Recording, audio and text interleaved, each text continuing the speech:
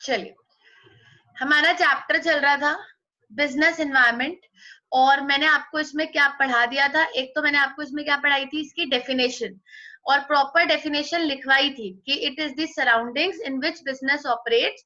और ये बहुत सारे एक्सटर्नल फैक्टर्स होते हैं बेटा जी जो बिजनेस पर असर डालते हैं, पर बिजनेस इसको कंट्रोल नहीं कर सकता, that is business environment.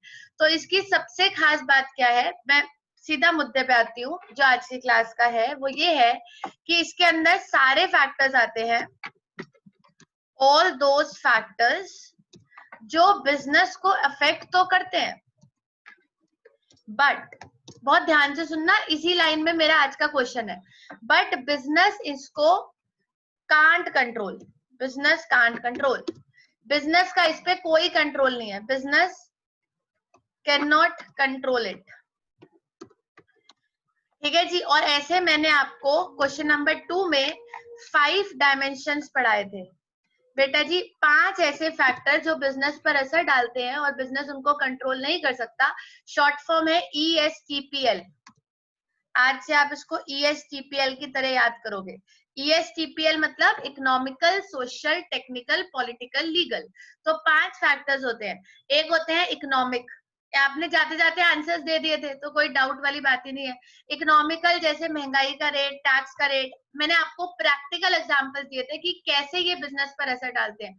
Social factors मतलब लोगों के कस्टम्स, ट्रेडिशंस, लोग क्या सोचते हैं, लोग क्या करना चाहते हैं। अभी जैसे मैंने आपको एग्जांपल दिया था कि लोग फिटनेस के लिए बहुत ज्यादा सोच रहे हैं, तो साइकिल की सेल बहुत बढ़ रही है, तो ये सब चीजें।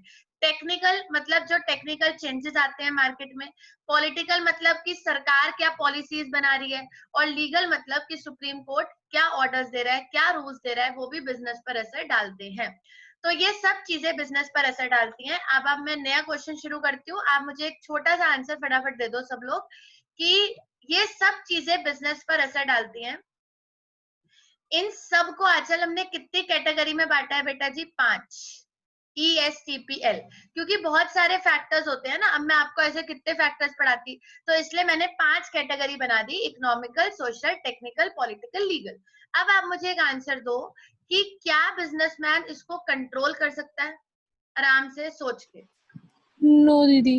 नो दीदी। क्या ये बिजनेस को अफेक्ट करेगा? यस। यस। क्या ये हर बिजनेस को अफेक्ट करेगा? बस फटाफट से छोटे छोटे हाँ जी आंसर दे दीदी। दो। हाँ जी दीदी। हाँ जी अब एक दीदी। क्वेश्चन बेटा जी, क्वेश्चन ये है कि हमें बिजनेस एनवायरनमेंट को क्या स्टडी करना चाहिए। Question number 3, importance of business environment. अब ये क्वेश्चन ये कहता है, जितनी बात आपने मुझे बोली ना, मैं आपको लॉजिकली समझाना चाहती हूँ। What is the importance of business environment? बोलते हैं कि हमें बिजनेस एनवायरनमेंट की स्टडी करनी चाहिए। हमें बिजनेस एनवायरनमेंट की, ज्यादा बड़ा हो गया, हमें बिजनेस एनवायरनमेंट की स्टडी करनी चाहिए। मेरे को अभी ये समझ में नहीं आ रहा कि जब मैंने आपसे पूछा कि क्या ये हम पे असर डालता है, आपने कहा हाँ जी दीदी। क्या हम इसे कंट्रोल कर सकते हैं, आपने कहा नहीं दीदी। तो जब हम इसे कंट्रोल नहीं कर सकते तो हम बिजनेस एनवायरनमेंट की स्टडी क्यों करें? What is the importance of studying business environment? क्या फायदा है बिजनेस दीदी एनवायरनमेंट? ताकि रीजन के लिए दादी क्या फायदा है बिजनेस एनवायरनमेंट? 2 मिनट और लूंगी आपके। क्या फायदा है बिजनेस एनवायरनमेंट को स्टडी करके जब हम उसको कंट्रोल ही नहीं कर सकते? अब आप बोलो। हाँ जी। ये रीजन के दी जैसे रीजन के लिए जैसे, एक सेकेंड, कैसे मिताली? मतलब रीजन के लिए मतलब अरे दीदी की ये इफेक्ट कैसे करता है, मतलब कि क्यों करता है?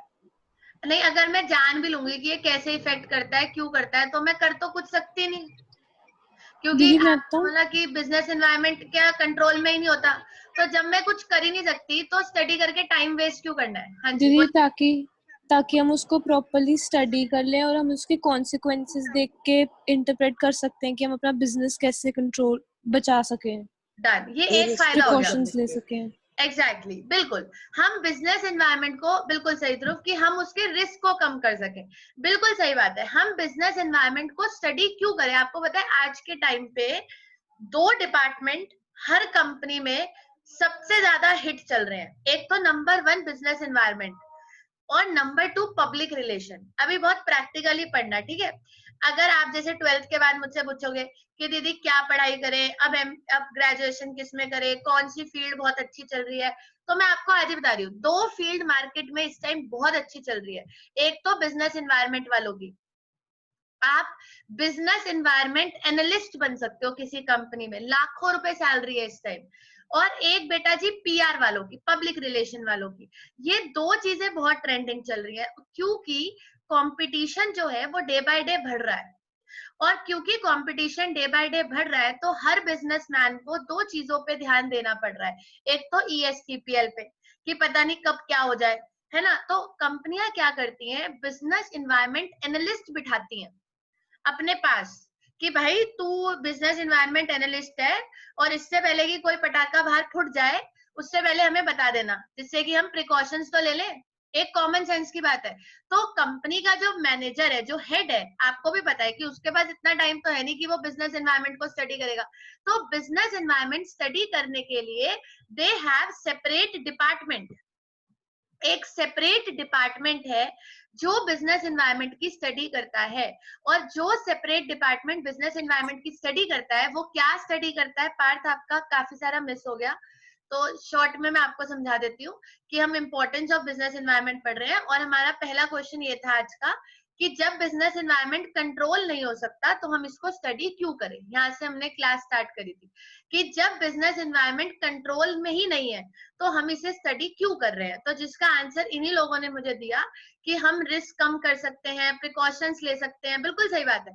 और मैं आपको क्या कह रही हूँ कि हर कंपनी आज के डेट में बिजनेस एनवायरनमेंट एनालिस्ट बिठाती है अपने कंपनी में, क्योंकि बहुत सारे चेंजेस हो रहे हैं। आप समझते हो ना, world is changing very fast, दुनिया बहुत जल्दी बदल रही है भाई। कभी कुछ कभी कुछ, आज किसी तरीके का मोबाइल, कल किसी तरीके का मोबाइल, मतलब बहुत फास्ट हो गया है।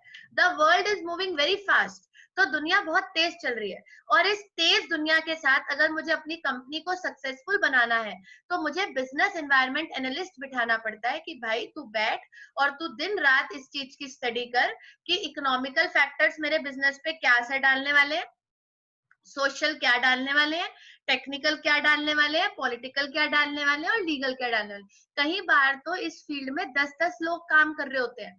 आप उससे पूछोगे ना कि तेरा काम क्या है, तो कहेगा जी मेरा काम है, मैं ना कंपनी के लिए बिजनेस एनवायरनमेंट की स्टडी करता हूँ, कि कंपनी को बताता हूँ कि आप पे ये चीज ऐसे असर डाल सकती है और आप इसके लिए ऐसे करें। आप मेरी बात समझ गए शायद, कि मैं कंपनी को बताता हूँ कि आप पे ये चीज इस तरीके से पॉजिटिव असर डाल सकती है या इस तरीके से नेगेटिव असर डाल सकती है। क्योंकि बेटा जी जब आप कोई बिजनेस चलाते हो तो आपको नहीं पता होता कि आप पे कौन कौन सी चीजें आपके पे हथियार की तरह आ रही है।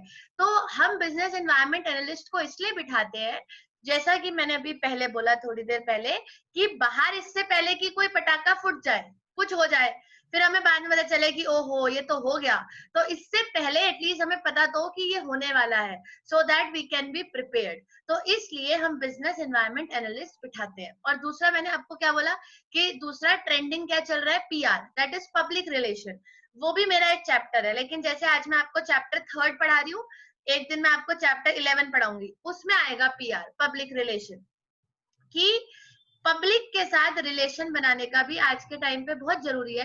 क्योंकि बहुत सारे कस्टमर्स हैं, बहुत सारी कंपनियां हैं। आपने देखा होगा जैसे आजकल आप अगर बेटा जी कहीं पर कोई, जैसे मान लो फॉर एग्जांपल आप कोई मोबाइल देखने चले गए ऐसे ही मजे मजे में किसी शोरूम में, अब उसने आपसे डेटा ले लिया कि सर आपका नाम, सर आपका नंबर, फिर वो आपको रोज फोन करेगा, सर अब फिर आपने क्या सोचा है, फोन लेना है कि नहीं, फिर आपने क्या सोचा है, ठीक है अब हमारी ये स्कीम आ रखी है, फिर वो आपको मैसेज करने शुरू कर देंगे। This is called as public relation, कि वो आपके करीब आना चाहते हैं, आपसे बात करना चाहते हैं, कि कहीं आप किसी दूसरी कंपनी की तरफ अट्रैक्ट ना हो जाओ। तो ये जो 2 चीजें हैं बेटा जी, ये आजकल मार्केट में बहुत ग्रोइंग है। एक तो पब्लिक रिलेशन, यहाँ लोग लाखों रुपए कमा रहे दीदी हैं। हाँ जी बोलिए। दीदी पब्लिक रिलेशन एडवर्टाइजमेंट से रिलेटेड हुआ कुछ, हाँ मतलब? एडवर्टीजमेंट, देखो बिल्कुल सही, एडवर्टीजमेंट से भी रिलेटेड हुआ, लेकिन एडवर्टीजमेंट ना थोड़ा ओल्ड फैशन हो गया। अब ना लोग एडवर्टीजमेंट ना देखते हैं, ना टाइम है और ना पसंद है। एक सिंपल सी बात है। एडवर्टाइजमेंट एक बहुत पुराना जमाना हो गया, बस आप समझ लो कि एडवर्टाइजमेंट का नया नाम आ गया पीआर, पब्लिक रिलेशन। एडवर्टाइजमेंट से क्या है, अब लोग बोर हो चुके हैं और लोग ट्रस्ट नहीं करते हैं। अब लोगों को लगता है अरे ठीक है यार, सभी एडवर्टाइजमेंट कर रहे हैं, तू कौन सा अकेला कर रहा है। तो अब जमाना बदल चुका है, तो पीपल वांट समथिंग। अब हमें ना चीजों को, बिजनेस को करने का तरीका बदलना पड़ेगा। बेसिकली हम आपको क्लास 12 में क्या सिखा रहे हैं कि बिजनेस करने का तरीका क्या है। अभी पुराने तरीके नहीं चलेंगे, आप एडवर्टाइजमेंट करो, वो आजकल नहीं चलता है। आजकल कुछ नया करना पड़ेगा। जैसे आप कोई इवेंट कराओ, कोई स्पोर्ट्स कराओ, आईपीएल स्पॉन्सर करो, ये सारी चीजें आजकल ज्यादा ट्रेंडिंग है, रादर देन कि आप एडवर्टाइजमेंट करो। कौन देखता है एडवर्टाइजमेंट? नोबडी। वो पुराने तरीके हो गए। तो उसी का एक नया तरीका है, that is PR, public relation. तो ये हम चैप्टर 11 में पढ़ेंगे, इसकी बात बाद में करेंगे। और दूसरा आता है बेटा जी बिजनेस एनवायरनमेंट। क्योंकि दुनिया बहुत तेजी से बदल रही है, तो हमें बिजनेस एनवायरनमेंट एक्सपर्ट्स बिठाने पड़ते हैं कि भाई तू बैठ और मुझे स्टडी करके बता कि दुनिया में क्या हो रहा है। ऐसा ना हो कि मेरी कंपनी बंद हो जाए। तो बिजनेस एनवायरनमेंट को स्टडी करना बहुत जरूरी है। और जैसा कि मैंने आपको स्टार्टिंग में बोला कि आप बिजनेस एनवायरनमेंट को कंट्रोल नहीं कर सकते हो, आप इसे कंट्रोल नहीं कर सकते हो, तो स्टडी क्यों करना है? What is the importance of studying business environment? ये मेरा आज का क्वेश्चन है। क्या फायदा है बिजनेस एनवायरनमेंट को स्टडी करके जब मैं उसको कंट्रोल ही नहीं कर सकता? एक आखिरी बार, क्या फायदा है बिजनेस एनवायरनमेंट को स्टडी करके जब मैं उसको कंट्रोल ही नहीं कर सकता? सबसे पहला फायदा बेटा जी, ध्यान से सुनना, अगर आप बिजनेस एनवायरनमेंट को स्टडी कर लो तो आप नई नई अपॉर्चुनिटीज को अवेल कर सकते हो। बहुत ध्यान से समझना है, 6 पॉइंट है और बहुत इंपॉर्टेंट क्वेश्चन है। आप अपॉर्चुनिटीज को अवेल कर सकते हो। अपॉर्चुनिटीज को अवेल कर सकते हो मतलब, अपॉर्चुनिटीज का मतलब होता है जो आपके रास्ते में कुछ नई चीजें आ रही हैं। और आपको अपॉर्चुनिटीज के बारे में कब पता चलेगा? जब आप बिजनेस एनवायरनमेंट की स्टडी करोगे, तभी तो आपको पता चलेगा ना कि ये भी अपॉर्चुनिटी है एक। और आप अपॉर्चुनिटी को अवेल करने के लिए बेटा जी फर्स्ट मूवर एडवांटेज ले सकते हो। इस पे मैं 2 मिनट लगाऊंगी। What is first mover advantage? चलो आप बताओ, what is first mover advantage? हम दोनों को ही पढ़ना है, तो आप भी बोलो। कोई नई चीज आई है दीदी मार्केट में की और वो जैसी आई कोई भी नहीं है, अपॉर्चुनिटी आए, उसके लिए हाँ जी जल्दी से बिजनेस उसके अंदर डाल लिया और ग्रो कर लिया उसको। मतलब मैं लग ना रहा है कि इसमें ज्यादा प्रॉफिट है आने वाले टाइम में। एग्जैक्टली और मैं आपको दीदी सिर्फ किसी और कंपनी से पहले इसी एडवांटेज ले लें किसी अपॉर्चुनिटी एग्जैक्टली की। देखो एक बात बताती हूँ, जब मार्केट में कोई चीज आएगी, आप बिल्कुल सही कह रहे हो, जब मार्केट में कोई चीज आएगी तो बेटा जी वो सबके पास ही आएगी, ये तो एक सोचने की बात है। लेकिन व्हाट मैटर्स इज कि who takes the first mover advantage. पहल कौन करेगा? जो पहल करता है वो मार्केट में जीत जाता है। इसका हमारा एक बिल्कुल लाइव एग्जांपल है हमारे पास, जैसे कि सैमसंग ने एंड्रॉइड की पहल करी जब कोई और नहीं कर रहा था। Samsung was not a very big company, जितना वो आज के टाइम पे उतना तो उसको कोई पूछता भी नहीं था। लेकिन आज से 5-6 साल पहले अगर बैक जाए तो एंड्रॉइड को सबसे पहले लाने वाला सैमसंग था। अब एंड्रॉइड फोन सबसे पहले सैमसंग ने लॉन्च किया, बस मार्केट कैप्चर कर ली। और आज के टाइम पे अगर आप देखो तो सैमसंग अपने फोन सेक्टर में नंबर 1 आता है, एप्पल से भी ऊपर आता है वो सेल के मामले में। मतलब सेल, देखो एप्पल भी सेल करता है, मैं ये नहीं कह रही हूँ कि एप्पल सेल नहीं करता है, बट अगर आप सेल की वैल्यू देखोगे ना तो आप गूगल पे भी सर्च कर सकते हो, सैमसंग की सेल एप्पल की सेल से भी ऊपर होगी। क्योंकि सैमसंग हर तरीके का फोन बनाता है, छोटे से लेके बड़ा, एवरी रेंज ऑफ मोबाइल। और हर रेंज के अंदर सैमसंग की एक ग्रिप है। अब आप देखो आज के टाइम पे सैमसंग एप्पल तक को टक्कर देता है। अगर किसी को एप्पल का फोन लेना है तो अगर एप्पल का नहीं लेना तो वो सैमसंग पे जाएगा। सोचो, दीदी जो ऐसा ही है। सैमसंग का नया है एप्पल से भी महंगा है, हाँ वो एप्पल से भी महंगा है। द थिंग इज कि सैमसंग कभी इतना बड़ा ब्रांड, 1.5 हाँ का है। इतना बड़ा ब्रांड सैमसंग था ही नहीं। आज से पहले सैमसंग कभी इतना बड़ा ब्रांड नहीं था। सैमसंग वॉशिंग मशीन्स और इन वाले सेगमेंट में आया था, इलेक्ट्रॉनिक अप्लायंसेस के सेगमेंट में। मोबाइल में तो उसका कुछ ज्यादा था भी नहीं, लेकिन उसने दिमाग लगाया। जैसे ही एंड्रॉइड आया, एंड्रॉइड जैसे ही इंडिया में आया, कोई एंड्रॉइड नहीं खरीद रहा था। हर फोन ने कहा ये बेकार है, हर कंपनी ने, हमें नहीं खरीदना। बट सैमसंग ने एंड्रॉइड खरीद लिया, और जब सैमसंग ने एंड्रॉइड खरीदा तो वो फोन मार्केट में हिट हो गया। First mover advantage. What is first mover advantage? अब एंड्रॉइड सारे फोन में आता है, माइक्रोमैक्स, ओप्पो, वीवो, सब में आता है. एंड्रॉइड किस में नहीं आता? एंड्रॉइड तो सब में आता है. लेकिन जो इंसान फर्स्ट मूवर एडवांटेज उठाता है वो ज्यादा ग्रो करता है. क्योंकि बेटा जी जब मार्केट में कुछ आएगा तो सब में ही. एक सोचने की बात है, जैसे पहला एलईडी पैनासोनिक ने लॉन्च किया था, सोनी ने भी नहीं किया था. आपको प्रैक्टिकल बताऊं, सोनी तो वही पुराने डब्बे वाले टीवी देता था, लेकिन पैनासोनिक सबसे पहले एलईडी लाया और पैनासोनिक मार्केट में उठ गया. पहले पैनासोनिक भी नहीं होता था, सिर्फ सोनी होता था. लेकिन जब लोगों ने, आपको थोड़ा सा रिस्क लेना पड़ता है, तो आपको देखना पड़ता है बेटा जी कि मेरे रास्ते में क्या अपॉर्चुनिटीज आ रही है. और अपॉर्चुनिटीज को देखने के लिए आपको बिजनेस एनवायरनमेंट को स्टडी करना पड़ेगा कि दुनिया में क्या नया हो रहा है. अगर मैं 4 कमरे के अंदर बैठ जाऊंगी, 4 दीवार वाला कमरा मतलब आपकी दुकान, अगर आप सिर्फ दुकान के अंदर बैठ जाओगे और सोचोगे कि ओ किस दिन मेरा बिजनेस ग्रो होगा, तो ऐसे तो कभी भी बिजनेस ग्रो नहीं होगा. बिजनेस को ग्रो करने के लिए बिजनेस एनवायरनमेंट को स्टडी करना पड़ता है, अपॉर्चुनिटीज को अवेल करना पड़ता है और फर्स्ट मूवर एडवांटेज उठा के सक्सेसफुल बनना पड़ता है. जब आप बिजनेस एनवायरनमेंट को स्टडी करोगे बेटा जी, तो रास्ते में कुछ अपॉर्चुनिटीज भी मिलेंगी और कुछ थ्रेट्स भी मिलेंगे. अपॉर्चुनिटीज और थ्रेट्स तो भाई भाई होते हैं. अगर कुछ पॉजिटिव चीजें मिलेंगी तो कुछ नेगेटिव चीजें भी मिलेंगी. और जब आपको कुछ नेगेटिव चीजें मिलेंगी तो आपको क्या करना है? अपॉर्चुनिटीज को अवेल करना है और मानव थ्रेट्स को बेटा जी क्या करने की कोशिश करनी है? अवॉइड. और अवॉइड तब करोगे ना जब पता होगा कि थ्रेट आ रहा है. जब पता ही नहीं होगा कि थ्रेट आ रहा है तो अवॉइड क्या करोगे?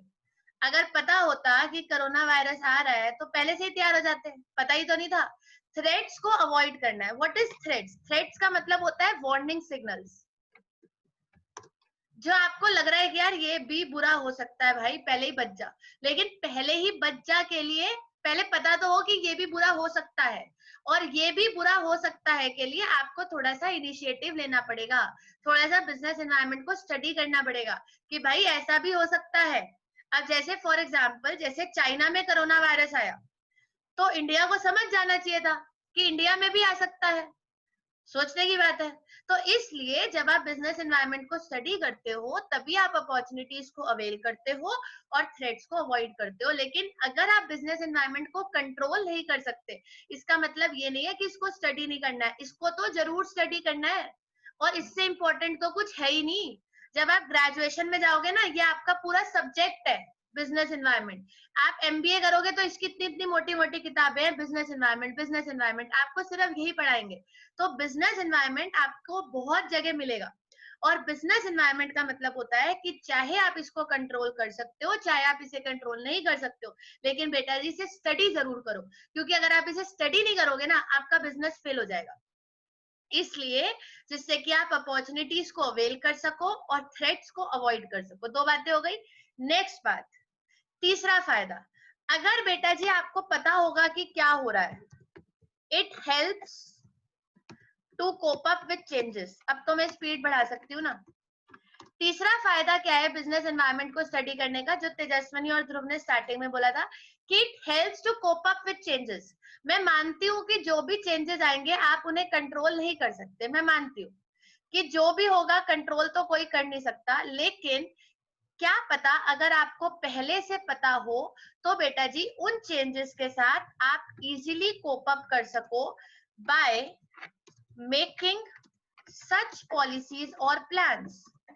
फिर आप वैसे ही पॉलिसीज बनाना, वैसे ही प्लान्स बनाना, जिससे कि आप बिजनेस एनवायरनमेंट के चेंज के साथ इजीली कोप अप कर सको. तो अगर आप बिजनेस एनवायरनमेंट को स्टडी कर लोगे तो शायद आप इजीली कोप अप कर पाओगे. जैसे फॉर एग्जांपल अगर मुझे पता है बेटा जी कि ये बुरा होने वाला है, तो एटलीस्ट मैं मेंटली तो प्रिपेयर हो जाऊं कि हाँ ये होने वाला है भाई. और अगर वो अचानक से हो जाएगा तो मैं उसके साथ कोप अप कैसे करूंगी. तो इसलिए जब आप बिजनेस एनवायरनमेंट को स्टडी करते हो तो जो भी चेंजेस आने वाले हैं, जैसे फॉर एग्जांपल अगर कंपनियां बिजनेस एनवायरनमेंट को स्टडी करती, जिन्होंने नहीं करा बहुत बड़ी गलती करी, और बड़ी बड़ी जितनी भी कंपनियां हैं सबने स्टडी करा होगा कि BS4 इंजन बैन होने वाला है. ये मैं आपको बिजनेस से रिलेटेड है इसलिए बार बार एग्जांपल देती हूँ कि BS4 इंजन बैन होने वाला है.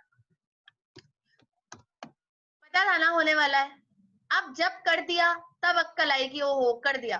तो जब पता था कि BH4 इंजन बैन होने वाला है तो पहले ही प्रोडक्शन स्टॉप कर देते। अभी भी एक बात बताती हूँ, बिल्कुल लाइव अपडेट, अभी डीजल गाड़ियां भी कभी भी बंद हो सकती है, ठीक है। सुप्रीम कोर्ट कभी भी कह सकता है कि डीजल गाड़ियां बंद। रीजन, सो गए क्या सब? रीजन बेटा जी, रीजन रीजन पोल्यूशन। दीदी पोल्यूशन। एग्जैक्टली, डीजल गाड़ियां बहुत ज्यादा पोल्यूशन करती है। तभी बेटा जी आप देख सकते हो, वैसे तो लोग बहुत ज्यादा कोस रहे हैं अभी मीडिया में, अभी फेसबुक पे भी यही चल रहा है, सबसे ट्रेंडिंग यही है कि पेट्रोल और डीजल का रेट ना बिल्कुल बराबर आ गया है, और आज तक ऐसा नहीं हुआ है। 75 रुपीज। हाँ, लगभग वही बराबर आ डीजल गया। महंगा है। हाँ, बट एक बात है, गवर्नमेंट की जानबूझ के कर रही है, क्योंकि उन्हें डीजल गाड़ियां बैन करनी है। वो चाहते ही नहीं आप डीजल गाड़ी चलाओ, क्योंकि डीजल गाड़ी पोल्यूशन क्रिएट करती है। अब एक बात बताओ, कभी भी कर सकती है। तो मारुति ने बिजनेस एनवायरनमेंट को स्टडी कर लिया, और मारुति अभी से ही डीजल गाड़ियों की प्रोडक्शन नहीं कर रहा। कह रहा भाई हाथ जोड़े, ये तो कभी भी बंद कर देंगे, तो बेटर है कि प्रोडक्शन ही मत करो। तो आपको बिजनेस एनवायरनमेंट को स्टडी करना पड़ता है। अगर आप स्टडी नहीं करोगे, आप तो प्रोडक्शन करते जा रहे हो, आपको पता ही नहीं दुनिया में क्या हो रहा है। तो इसलिए ये सब चीजें स्टडी करनी दीदी? पड़ती है। हाँ जी, बोलिए बोलिए। और जो कंपनीज बनाती सिर्फ डीजल कार्स थी, अब वो पेट्रोल पे शिफ्ट हो जाएंगी? हाँ, बिल्कुल करना पड़ेगा। और बेटा जी और ट्रेंडिंग बताती हूँ आपको, अब help to cope up with changes का एक और एग्जांपल आ गया मेरे दिमाग में, कि आजकल जमाना है भाई इलेक्ट्रॉनिक कार्स का, बहुत गवर्नमेंट इन्हें सपोर्ट कर रही है। तो क्या है ये, चलो अगर मैं इसे छोड़ती हूँ, इसे हटाती हूँ, मैं इसको यहाँ पे लिख सकती हूँ, अपने बिजनेस एनवायरनमेंट को स्टडी करो। अभी क्या अपॉर्चुनिटी है, इलेक्ट्रॉनिक कार्स आने वाली है, तो जिसे बिजनेस करना है इलेक्ट्रिक पंप्स खोलो आप, क्योंकि उसकी बहुत जरूरत पड़ेगी। इन्वेस्टमेंट क्या होती है, इन्वेस्टमेंट दिमाग से ही तो होती है। अभी मुझे मान लो कोई नया बिजनेस करना है, तो मैं बिजनेस एनवायरनमेंट को स्टडी करूंगी कि दुनिया में क्या नया हो रहा है। अभी मेरे पास पता है क्या अपॉर्चुनिटी है, पेट्रोल पंप खोलने से बेटर है मैं इलेक्ट्रिक पंप खोलूं, क्योंकि मार्केट वो में सीएनजी के खुल गए थे एकदम से हाँ, दिल्ली में एकदम सारे। से खुले थे। तो ये दिमाग लगाना पड़ता है कि हाँ ठीक है, जैसे गवर्नमेंट ने दिल्ली में बोला कि सारी टैक्सी सीएनजी चलेंगी, तो अब ये गवर्नमेंट ने, देखो कोई भी चीज अचानक से नहीं होती है कि आज मुंह उठा के सरकार आई कि जी आज ये होगा, ये बहुत टाइम से प्लानिंग चल रही होती है। तो इसी को हम कहते हैं कि न्यूज देखो, न्यूज़पेपर पढ़ो, देखो क्या हो रहा है दुनिया में। तो आपको ये सब करना पड़ता है बेटा जी, अगर आपको बिजनेस चलाना है तो आपको बिजनेस एनवायरनमेंट को स्टडी करना पड़ेगा। अभी आज के टाइम पे कोई बेवकूफ ही होगा जो पेट्रोल पंप खोल ले, और उससे बड़ा बेवकूफ वो होगा जो उसमें डीजल का वो खोलेगा, क्योंकि डीजल को तो गवर्नमेंट हटा रही है, आप उसमें इन्वेस्ट कर रहे हो। तो ये सब आपको सोचना पड़ता है। अभी फिलहाल ट्रेंडिंग क्या है, इलेक्ट्रॉनिक कार्स बहुत ट्रेंडिंग है, हर कंपनी बना रही है। अब अपॉर्चुनिटी यही है रास्ते में कि आप इलेक्ट्रिक कार्स बनाइए, अपॉर्चुनिटी है, लेना चाहो ले सकते हो, बाकी आपकी मर्जी है। थ्रेट है, डीजल की प्रोडक्शन बिल्कुल बंद कर दो, ये सब चीजें अभी मार्केट में चल रही है। बोलो बोलो। जैसे अगर हमने मान लो कि इस चीज की प्रोडक्शन बंद कर दी ठीक और है अचानक से उसी चीज की डिमांड बढ़ गई, तो बेटा जी, डिमांड बढ़ेगी नहीं ना, क्योंकि पब्लिक भी नहीं ले रही। अभी आज के टाइम पे जो लोग डीजल कार्स ले रहे हैं, हम ये नहीं कह, देखो डिपेंड करता है, जैसे मारुति लॉस में चल रहा है, आप सब समझते हो कि मारुति की गाड़ियां अब कहाँ बिक रही है। एक टाइम पे ऑल्टो कितनी बिकती थी, लेकिन मारुति की कार्स अभी मार्केट में नहीं बिक रही है, और मारुति लॉस में है इस टाइम। तो अभी उन्हें क्या करना चाहिए, क्या उन्हें डीजल कार्स की प्रोडक्शन करने का रिस्क लेना चाहिए? मेरे हिसाब से तो बिल्कुल नहीं लेना नहीं चाहिए। दीदी, और ये पेट्रोल बेस्ट है कि वो डीजल की प्रोडक्शन अभी इलेक्ट्रॉनिक ना कार्स। करें, रादर वो इलेक्ट्रॉनिक कार्स की प्रोडक्शन करें, क्योंकि वो शायद मार्केट कैप्चर करेगा। अभी हम कुछ नहीं कह सकते कि इलेक्ट्रॉनिक गाड़ियां कैप्चर मार्केट को करेगी नहीं करेगी, हमें नहीं पता। इसी को बिजनेस एनवायरनमेंट कहते हैं। ये बिल्कुल लाइव एग्जांपल है आपके सामने कि सब लोग कह रहे हैं इलेक्ट्रॉनिक गाड़ियां बनाओ, ठीक है, पर कस्टमर कुछ लोग नहीं है अभी उसके फेवर में। फॉरेन में चलती है इलेक्ट्रिक कार्स, कोई प्रॉब्लम नहीं है, लेकिन इंडिया में लोगों को ऐसा लग रहा है अरे चार्ज करके गाड़ी कैसे चल जाएगी, ये तो लॉजिक बात ही नहीं। दीदी तो यहाँ तो अभी ट्रेन ही नहीं हुई। हाँ, तो चीजें ऐसे चल रही है, दिस इज बिजनेस एनवायरनमेंट। हो सकता है बेटा जी आज से 5 साल बाद रोड पे चलने वाली हर गाड़ी इलेक्ट्रिक हो, ऐसा भी हो सकता है। तो दुनिया का कुछ नहीं पता, कभी भी कुछ भी हो सकता है।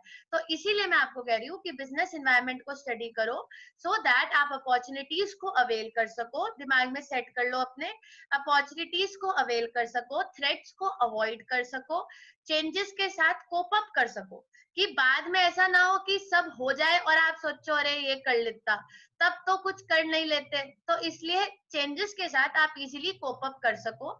फोर्थ आता है फायदा बिजनेस एनवायरनमेंट को स्टडी करने का, ये बहुत पुराना है, एफिशिएंट यूटिलाइजेशन ऑफ रिसोर्सेज। अगर बेटा जी आप बिजनेस एनवायरनमेंट को पहले से ही स्टडी कर लोगे तो आप, ये तो मैंने बहुत बार पढ़ाया हुआ है तो मुझे इस पे ज्यादा टाइम लगाने की जरूरत नहीं है, तो आपके रिसोर्सेज की वेस्टेज अपने आप कम होगी। जैसे मैंने अभी आपको एग्जांपल्स दिए कि कोई चीज मार्केट से बंद हो रही है, आप वही बना रहे हो, तो रिसोर्स तो वेस्ट होगा ही होगा।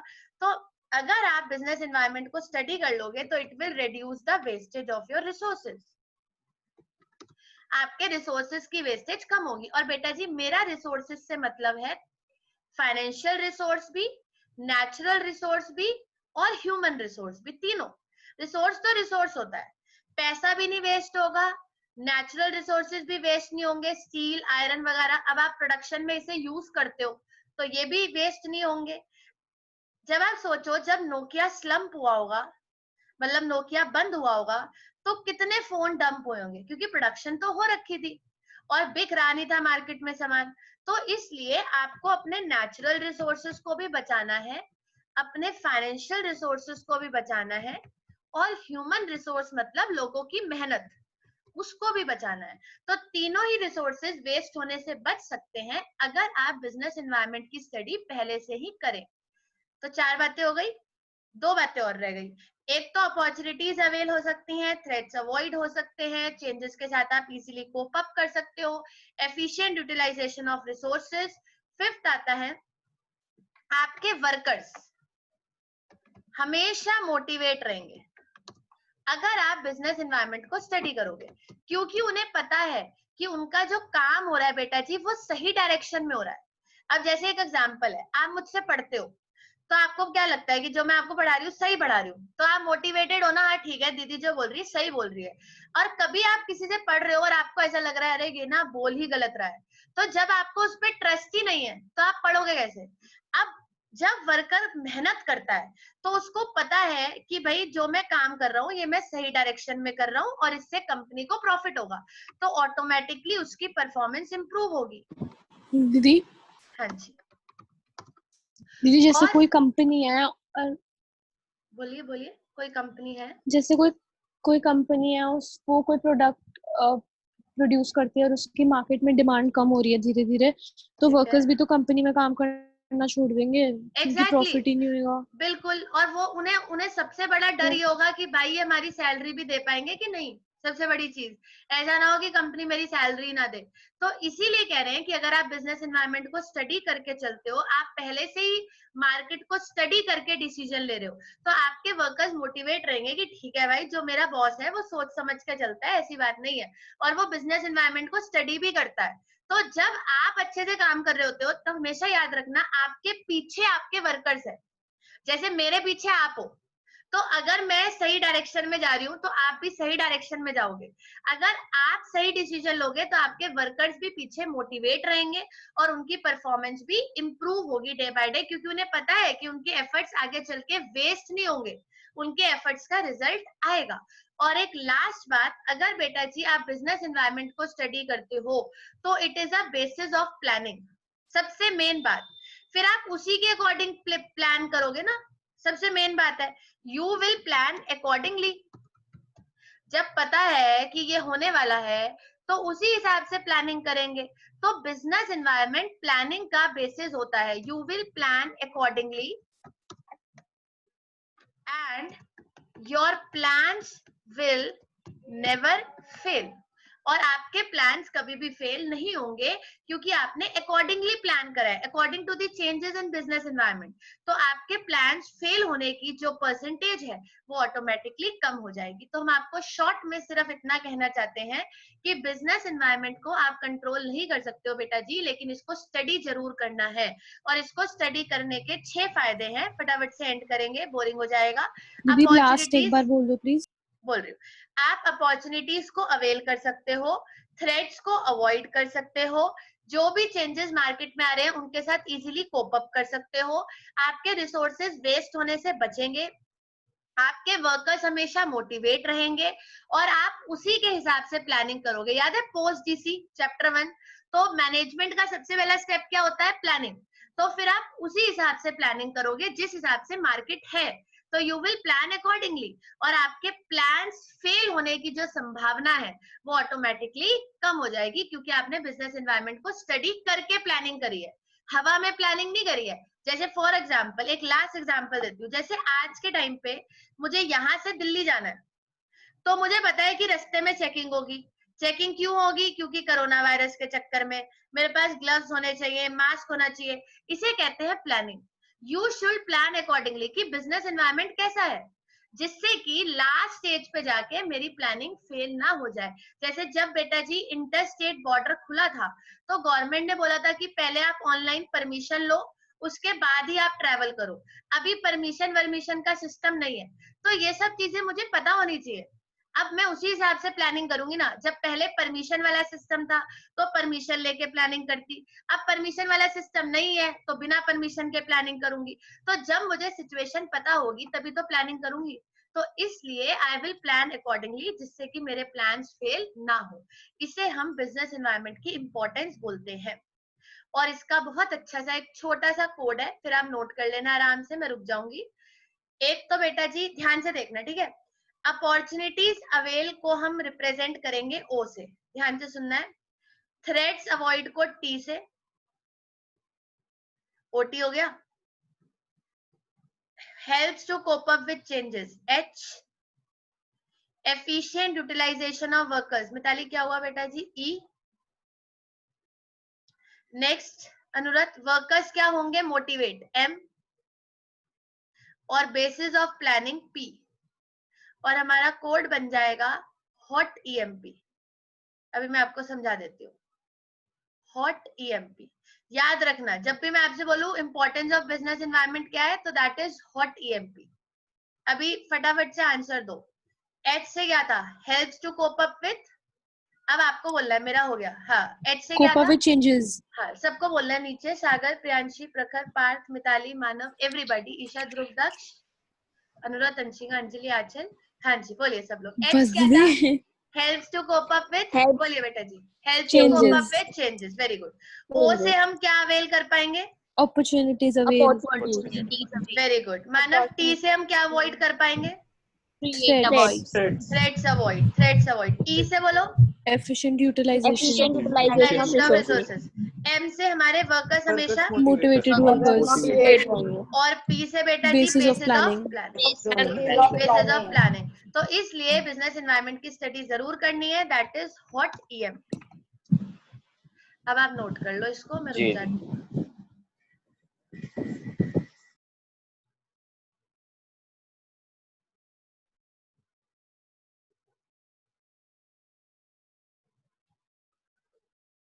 लीजिए, यहां से करना है।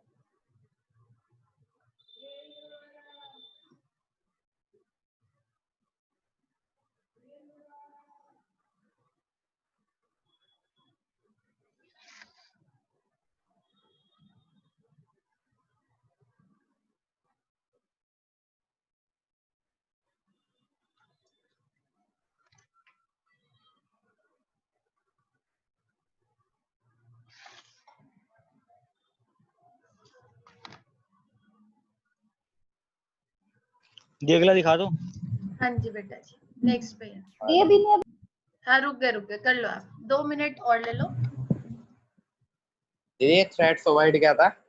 थ्रेट्स अवॉइड मतलब अगर कोई भी वार्निंग सिग्नल्स हैं तो आप उसको अवॉइड कर सकते हैं अगर आप बिजनेस इन्वायरमेंट की स्टडी करें। थ्रेट्स मतलब अपॉर्चुनिटीज का उल्टा। अपॉर्चुनिटीज मतलब जो भी अच्छी चीजें आ रही है, और थ्रेट्स मतलब जो भी बुरी चीजें आ रही है। अच्छा अच्छा ठीक है, तो अच्छी चीजों को अवेल करना है और बुरी चीजों को अवॉइड करना है। अवॉइड। ठीक।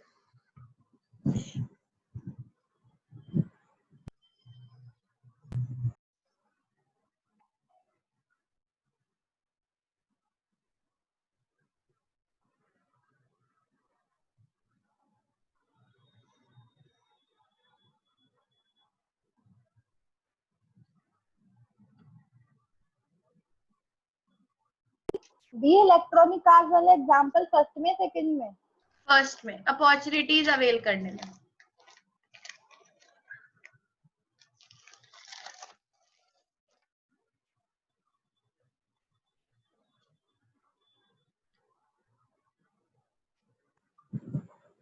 नेक्स्ट। ये हो गया।